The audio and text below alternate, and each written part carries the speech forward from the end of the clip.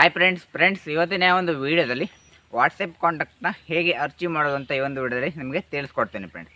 ಈಗ WhatsApp contact ಆಗಿರ್ಬೋದು, ಹಾಗೆ ವಾಟ್ಸಪ್ ಗ್ರೂಪ್ಸ್ ಯಾವುದನ್ನು ಕೂಡ ನೀವು ಅರ್ಚೀವ್ ಮಾಡ್ಕೊಳ್ಳೋದು ಹೇಗೆ ಅಂತ ಈ ಒಂದು ವೀಡಿಯೋದಲ್ಲಿ ತಿಳಿಸ್ಕೊಡ್ತೀನಿ. ವೀಡಿಯೋನ ಸ್ಟಾರ್ಟ್ ಮಾಡೋಣ. ಅದಕ್ಕಿಂತ ಮೊದಲು ವೀಡಿಯೋ ನಿಮಗೆ ಇಷ್ಟ ಹೋದರೆ ಲೈಕ್ ಮಾಡಿ, ನಿಮ್ಮ ಫ್ರೆಂಡ್ಸ್ ಎಲ್ಲ ಇರ್ತಾರಲ್ವ ಅವರಿಗೆಲ್ಲರೂ ಕೂಡ ಈ ಒಂದು ವೀಡಿಯೋನ ಶೇರ್ ಮಾಡಿ.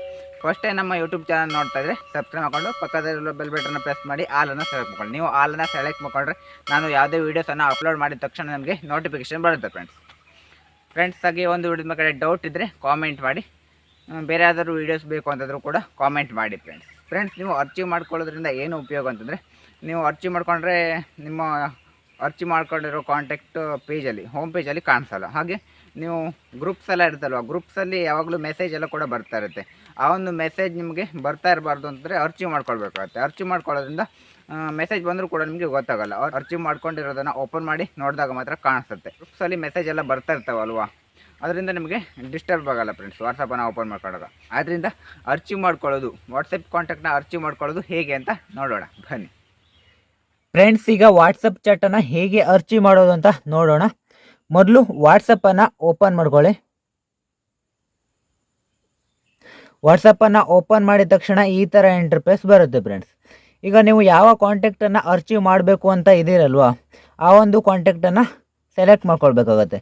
ನಾನು ಈಗ ಒಂದು ಗ್ರೂಪ್ಸನ್ನು, ನ್ಯೂಸ್ ಅಂತ ಇದೆಯಲ್ವ, ಇಲ್ಲಿ ನ್ಯೂಸ್ ಗ್ರೂಪ್ಸನ್ನು ಸೆಲೆಕ್ಟ್ ಮಾಡ್ಕೊಳ್ತೀನಿ. ಸೆಲೆಕ್ಟ್ ಮಾಡ್ಕೊಂಡಾಗ ಈ ಥರ ಇಂಟರ್ಫೇಸ್ ಬರುತ್ತೆ.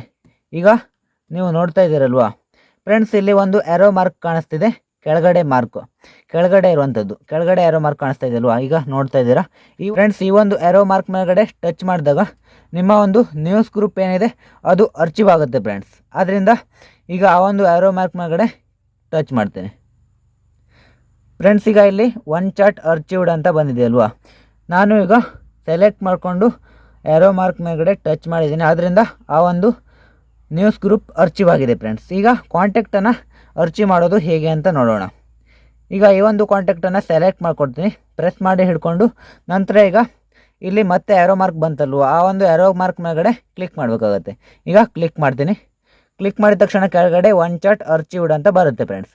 ನಂತರ ಇಲ್ಲಿ ಈಗ ಸೆಕೆಂಡ್ ಆಪ್ಷನ್ ಇದೆಯಲ್ವಾ, ಆರೋ ಮಾರ್ಕ್ ಕೆಳಗಡೆ ಇರುವಂಥದ್ದು, ಈಗ ನೋಡ್ತಾ ಇದ್ದೀರಲ್ವ ಅರ್ಚೀವ್ಡ್ ಅಂತ ಇದೆ, ಅರ್ಚೀವ್ಡ್ ಅಂತ ಕಾಣಿಸುತ್ತೆ ನಿಮಗೆ. ಆ ಒಂದು ಅರ್ಚೀವ್ಡ್ ಮೇಲ್ಗಡೆ ಕ್ಲಿಕ್ ಮಾಡಿದಾಗ ಅರ್ಚೀವ್ ಮಾಡುವಂಥ ಕಾಂಟ್ಯಾಕ್ಟ್ಸು ಮತ್ತು ನಿಮ್ಮ ಒಂದು ಗ್ರೂಪ್ಸ್ ಎಲ್ಲ ಕೂಡ ಇದರೊಳಗಡೆ ಇರುತ್ತೆ. ನಾನು ಈಗ ಅರ್ಚೀವ್ಡ್ ಮೇಲ್ಗಡೆ ಕ್ಲಿಕ್ ಮಾಡ್ತಾ ಇದ್ದೀನಿ. ಅರ್ಚೀವ್ಡ್ ಮೇಲ್ಗಡೆ ಕ್ಲಿಕ್ ಮಾಡಿದಾಗ ಇಲ್ಲಿ ನಾನು ಅರ್ಚೀವ್ ಮಾಡಿರೋಂಥ ಎಲ್ಲ ಕಾಂಟ್ಯಾಕ್ಟ್ಸ್ ಎಲ್ಲ ಕೂಡ ಕಾಣಿಸ್ತಾ ಇದೆ. ಈಗ ನೋಡ್ತಾ ಇದ್ದೀರಾ, ಎಲ್ಲ ಗ್ರೂಪ್ಸನ್ನು ಅರ್ಚೀವ್ ಮಾಡಿ ಇಟ್ಟಿದ್ದೀನಿ.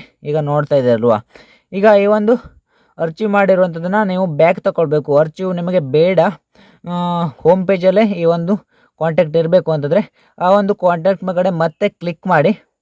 ಈಗ ರೈಟ್ ಮಾರ್ಕ್ ಕಾಣಿಸ್ತಿದ್ದಲ್ವ, ರೈಟ್ ಮಾರ್ಕ್ ಬಂದ ತಕ್ಷಣ ಇಲ್ಲಿ ಆರೋ ಮಾರ್ಕ್ ಮೇಲ್ಗಡೆ ಹೋದ ಥರ ಕಾಣಿಸುತ್ತೆ. ಈಗ ಈ ಒಂದು ಆರೋ ಮಾರ್ಕ್ ಮೇಲ್ಗಡೆ ಟಚ್ ಮಾಡಿ ಫ್ರೆಂಡ್ಸ್.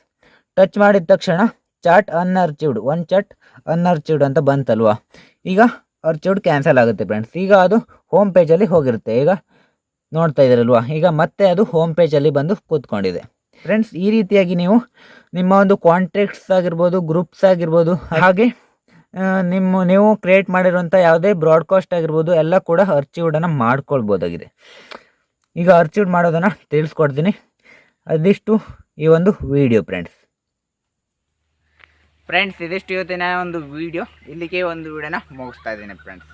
ಕೊನೆವರೆಗೂ ಯಾರೆಲ್ಲ ವಿಡಿಯೋನ ನೋಡಿದಿರಲ್ವಾ, ಎಲ್ಲರೂ ಕೂಡ ಥ್ಯಾಂಕ್ ಯು ಫಾರ್ ವಾಚಿಂಗ್. ಮುಂದಿನ ವಿಡಿಯೋ ಜೊತೆ ಬರ್ತೀನಿ. ಎಲ್ಲರೂ ಕೂಡ ಬಾಯ್.